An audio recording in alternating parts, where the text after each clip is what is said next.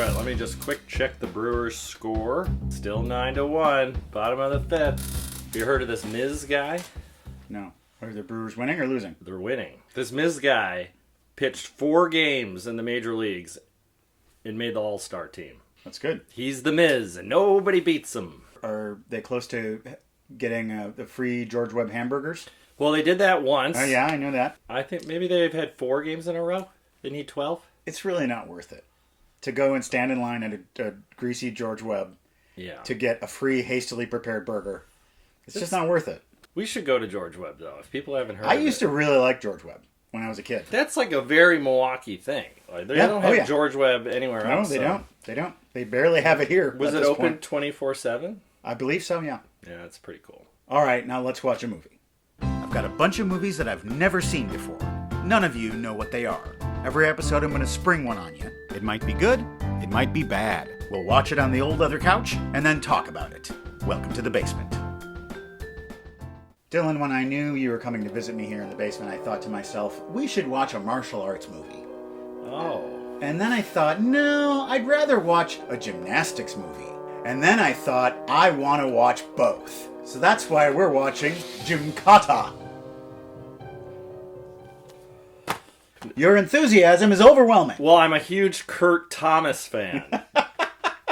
Released in 1985, Gymkata stars Olympic gymnast and part-time actor Kurt Thomas, alongside presumably full-time actors Richard Norton and Techi Agbayani. It is based on the 1957 novel The Terrible Game by Dan Tyler Moore.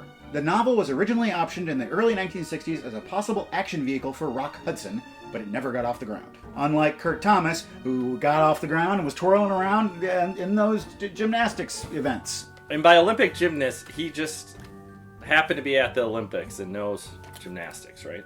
I don't understand that question and can't answer it. Fair. This film won the award for nothing, but it was nominated for a Razzie Award, Worst New Star, for Kurt Thomas. And it didn't even win that.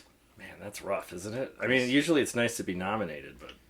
Dylan, you may never be an expert at the martial art of Gymkata, but you might master this similar-sounding pastime. Oh!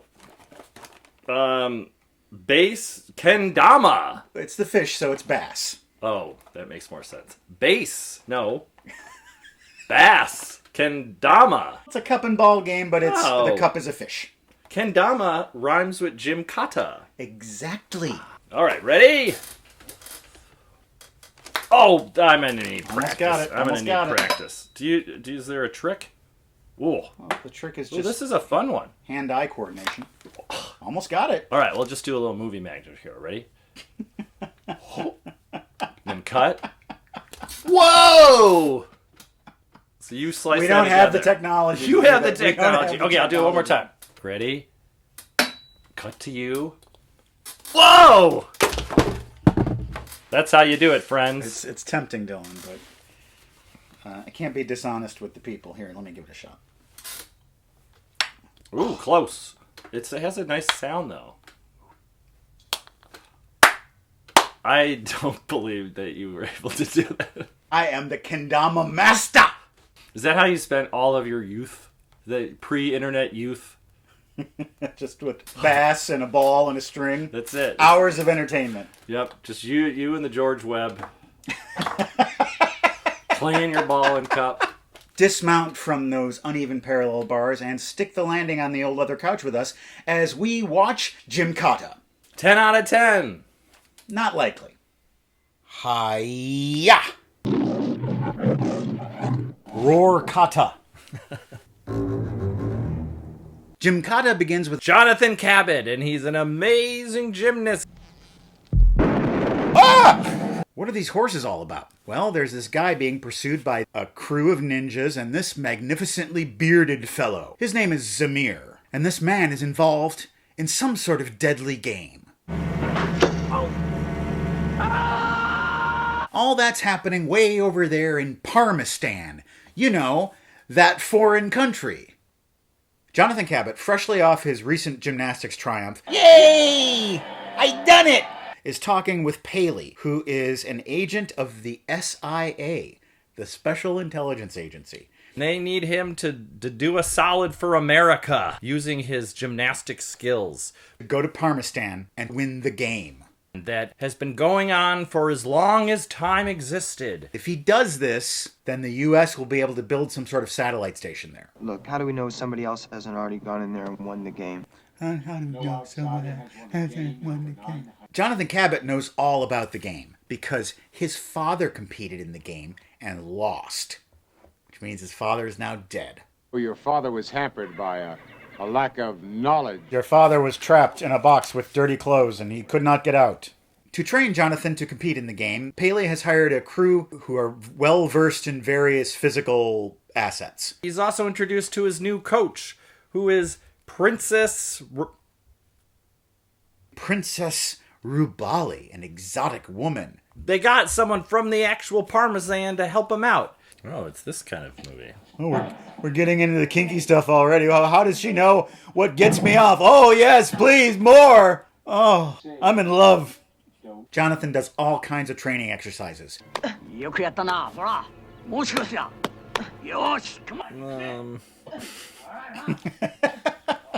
She's always trying to stab him or make out with him. She's driving me nuts. She's like a steering wheel in my lap. You know what I'm saying? Oh, and I'm a pirate. I forgot to tell that. I'm no good at jokes. Yeah, right there. A little lower, a lot lower, much lower. Okay, not that low. His training is quickly completed. He's going to get on a boat to Karabal on the Caspian Sea. next to the country of Made-Upistan. He's going to meet Colonel Mackel, who's kind of his handler in that country.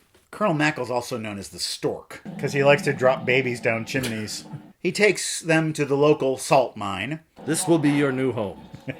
And tells them all about Parmestan. No firearms are allowed. So we need to give you these special tools and gadgets which actually will never be used in the movie. Anyway, that axe is real sharp and that thing shoots out a thing. Why don't you just head around town, see the sights? At the bazaar. How bizarre. Right? He was looking in the mirror. I hate that song. I hate that song so much. Ha bazaar, ha bazaar. You are naked. You're naked! Jonathan is assaulted by a man with a cup of liquid. They don't want Americans in their country. There's just a little anti-American sentiment running around. But I think... There's a lot of anti-American sentiment running around. There's a lot. And there's a big fight. Princess Rubala is kidnapped. He has to rescue his princess. How's he gonna get out of this one? You know how he's gonna get out. Hi, ho, hi! Luckily, that bar is there, that flippable, chalked up bar that Jonathan can use to do his little fighting style, which, as we all know, is called Gymkata. Once the Khan knows that we have, he will gladly relinquish his throne in exchange of your life. Can you detect my accent? Can you tell where I'm from in the world? There goes Wilhelm. Gun kata. He gets her out. They elude their pursuers and get back to the hideout. Colonel Mackel is there. God. It's you guys. Come on in, yes. Oh, yes, glad to see you. I made chili. Colonel Mackel is a traitor. He's about to shoot them both dead. I always said that special intelligence should have handled this whole operation. They make out for a spell, and then they're off on a whitewater rafting trip to the land of Parmestan. Now we build a fire, and then s'mores. He's attacked by the Parmesan secret ninja force. Parmestan. It's... What did I say? You said Parmesan. Oh, no, okay. It's Parmesan. No. Parmestan. It's not Parmesan. It's not Pakistan. It's Parmestan. He does pretty good. You know, they take their turns to come up and fight him. You know, this guy, you know, one guy does, and then sometimes maybe two guys do. And then Jonathan's got to knock out two guys, but there's always two guys right behind him. Jonathan gets bonked over the head, and he falls unconscious. Where am I? Where's the Princess Rubali? Where are half of your teeth? She looks like she's in a Tim Burton movie.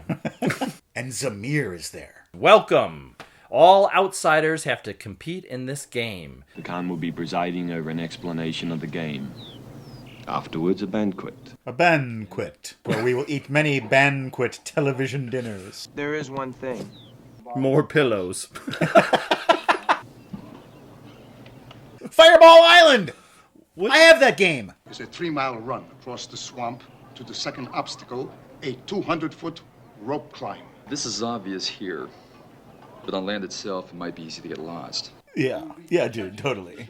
You said a mouthful, my guy. First, we're going to see a little demonstration of the game with these 3 fugitives that we've got.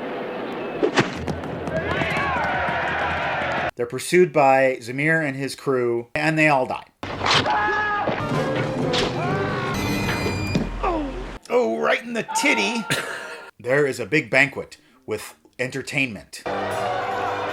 It's a weird way to floss. You're doing it wrong. Welcome, everyone, to medieval times. Be sure to tip your waitstaff. Yakmana! Yakmana! My father, Colonel Cabot. My father's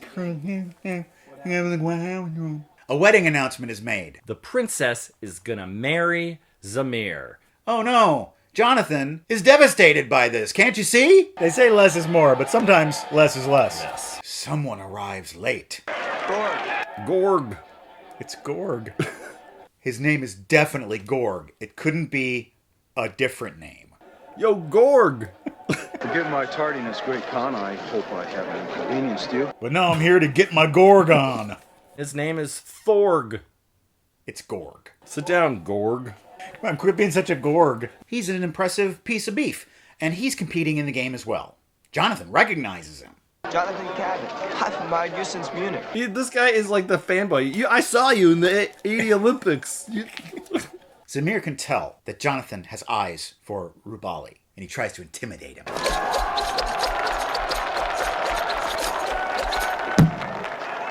She's mine. It's not over yet. The princess, she meets him in a graveyard. Don't do this. You're gonna get killed. Zamir isn't following the rules. Jonathan just sees that as a challenge. He has to save the princess and the government. The next day, the game begins again. You know what Parmestan doesn't have? A dental plan. Anyway, they start the competition off.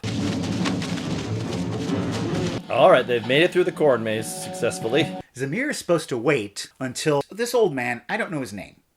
He's Mr. Rubali? Sure.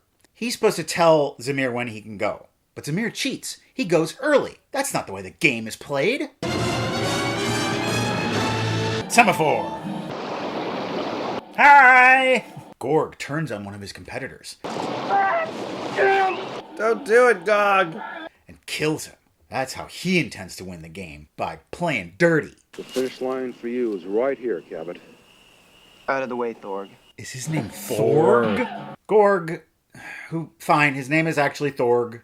I'm going to call him Gorg anyway. Squares off against Cabot. They fight. Gorg's doing pretty good, but he gets shot with an arrow and Cabot runs off. Gomez! Who's Gomez? Cabot arrives at this weird town. It's quiet.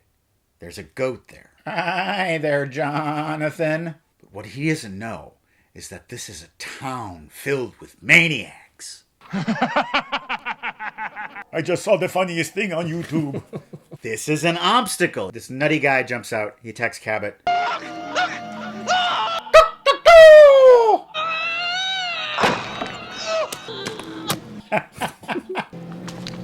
Oh, just a dog. Drinking blood. Gorg! Gorg! This man's got a face on the back of his head. What is that about? I got a bunch of Rolexes. Hey, come here. I want to tell you something. Definitely. Weird town, folks. Gorg is back. He's got an arrow sticking in his heart, but that won't stop him. I really hope he escapes this town by riding a pig. He rides a pig out of town. He finally does meet his end in the pig pen. Look, it's the pommel horse. They finally got that one in there. Oh God. Come on. Oh, God. That is too convenient. It has the handles and everything. All right, everyone check your numbers. Number 46, you're next to attack. 46. 47, you're on deck. Wait till 46 has been knocked out before you go in 47. Jonathan climbs up a thing. But there's nowhere to go.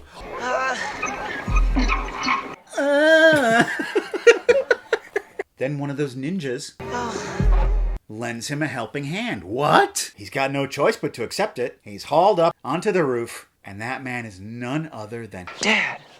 My God. my father!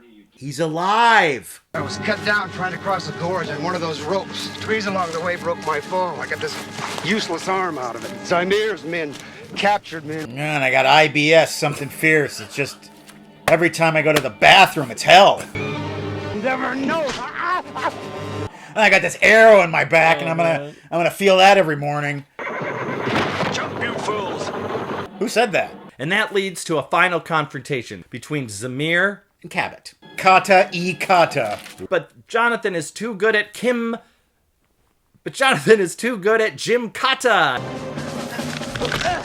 Oh! Snaps his neck. Zamir is a traitor. He's going to overthrow you and take over the country. We have to do something about it. Get out of my way. But then one man says, wait! Down the street! Hurry! Hurry! It's me, Gary! The man who won the game! And it's Jonathan Cabot. With his father, who presumably is still alive. And everything's fine. He's the first man in 900 years to win the game. And he did it all with Gymkata. Well, it wouldn't be a movie chat with Dylan without a can of light beer. So let's pop one open for Gymkata. Let's do it. I'm not gonna pretend that this is anywhere near a good movie. But it's not the worst movie. If it was a little bit more campy. Definitely. It took itself too seriously. The fight choreography was good. The cinematography is not bad. It's competently shot. A large problem was the star. He was able to do some things physically that were very impressive to watch. But basically what they did was cast the stuntman as the star. It seems like he was given no coaching whatsoever in acting. You could have worked with him a little bit. You could have said, like, you need to speak louder. When you're angry, you need to raise your voice. You know, he didn't seem to know any of these things. Well, in that banquet scene, they just kept turning for reactions to him, and he's just like... I know. He's just...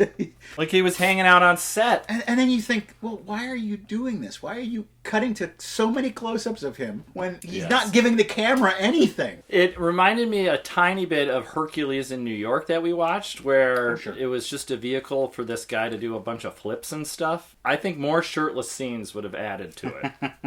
My favorite part was definitely the crazy villager insane asylum part. It had a dreamlike quality to it that was kind of cool. Again, if the movie made more of those choices, it would have been a better experience. Just do the nuttiest stuff you can think of. But mostly it's just running around, riding around horses, shooting arrows. You can't help but look at a movie like this where there's a guy going to a foreign land to compete in a life or death competition and not think of Enter the Dragon, the Bruce Lee film. You look at that movie, and the people who are competing, they all have distinct personalities. Yes. They're all interesting, and that is not the case with this. And we were told they came from all over the world. It seemed like they could have endowed them with at least their country of origin. Sure. Despite the poor quality of so much of the sums of its parts, the whole movie... I don't know. It's some strangely satisfying. You found it strangely satisfying? Yeah. I wouldn't watch it again. They didn't need that love interest at all. The princess? No, they didn't need her. Well, they had a beautiful actress who could do some martial arts, and so why not why not write her a real part? Write her a real part, exactly. That's what they should have done, of course. They should have wrote a real part for the Khan. I didn't even know who the Khan was until the very end of the movie. I was like, who's this guy with the mustache? Well, I got a fun fact about this movie that I think might blow your mind. The name of his martial arts is Gymkata. That word is never said in the movie. They figured that out in post. We'll come up with the title in post. They did so many weird overdubs of people saying stuff like, "Jump, you fools." Someone could have said, "Jonathan Cabot, the master of Gymkata." I mean, they could have put it in there somewhere. Yeah. So many amateurish missteps. Yes. And I don't know how they made a movie that is, I can't call it good, but I can't call it terrible. I can't do it. I enjoyed it. I think you can enjoy something terrible. Oh, certainly. But I didn't... Well, slightly. I didn't enjoy it just for campy reasons. Are we done with Gymkata? I'm done. I think I'm done too. And so I think it's time to put Gymkata to bed and begin something we call Seen It. First on the Seen It docket from Matt Barkley.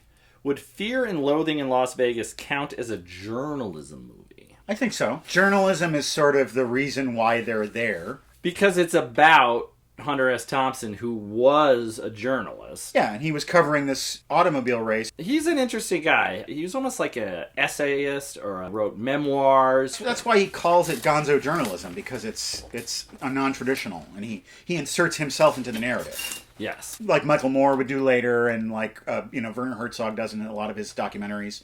He makes himself part of the story. A movie can be different types of movies. It can be a journalism movie, it's a drug movie, yes. It's a road movie, Very it's much so. A critique of Las Vegas and everything that Las Vegas stands for. All right, Matt Barkley, we're siding on it is a journalism movie. But maybe what isn't a journalism movie? Lord of the Rings. Lord of the Rings is not a journalism movie. Yeah, it's true. But somebody's chronicling it. That's not journalism. That's journaling. You settled that one. Thank you. Crow Little watched Paddington the other day for the first time and really enjoyed it. Seen it. Especially for family-friendly movies. Both Paddington 1 and 2 you cannot take away how extremely watchable these movies are. They're very cute and charming. And they're good stories, and they feature a who's who of British actors. Yes. The one thing that bothered me about Paddington was he has no idea how a toilet works, but he knows what a wallet is, and he knows how to navigate the streets of London on foot by himself. But that toilet he just can't figure out. I know, I'm being silly here. That's just one of the things I decided to pick on. How does he know what a wallet is? Because at one point the guy loses his wallet, and he's like, "Your wallet!" That's Paddington 2, buddy. No, that's Paddington 1. No, that's Paddington 2, because that's how he gets locked up. Right. I wrote it in my notes, and I saw Paddington before I saw Paddington 2. Okay, you're right. And there was, again, a cool scene, though, where he's chasing down the guy. Yeah. Alexander Harris Samuels, Jerry Seinfeld's Unfrosted. It had a good premise, but a terrible execution. The jokes consistently fell flat to me. Seen it. Seen it. Against my better instincts, I liked it.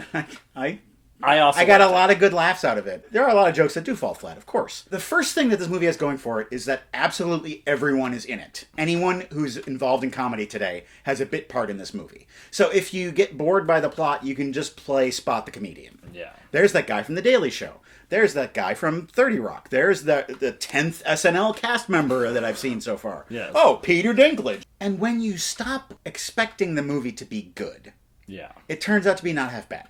It's really a cartoon. Yeah. It's big, it's bright, it's fast-paced.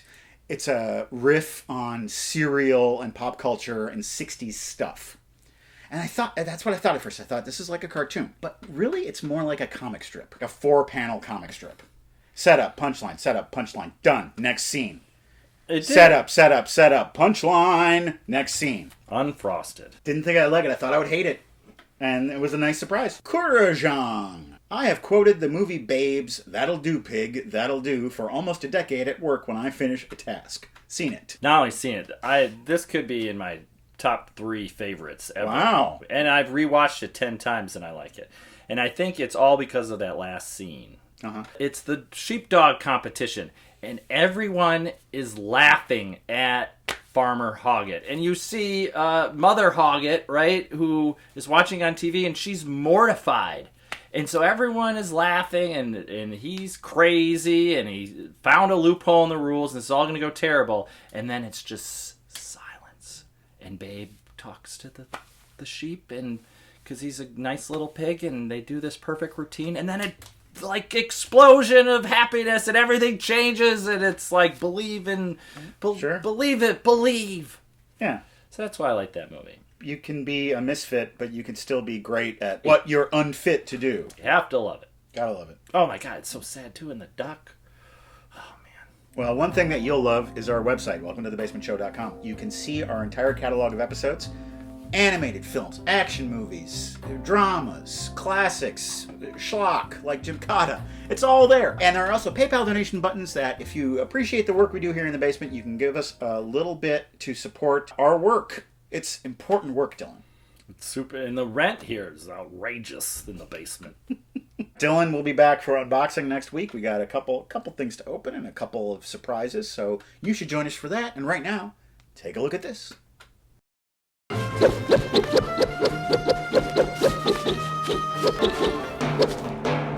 Why does he need to be blindfolded for this? I have no idea. He could have done that exact same thing without the blindfold at the same level of difficulty. Yakmala!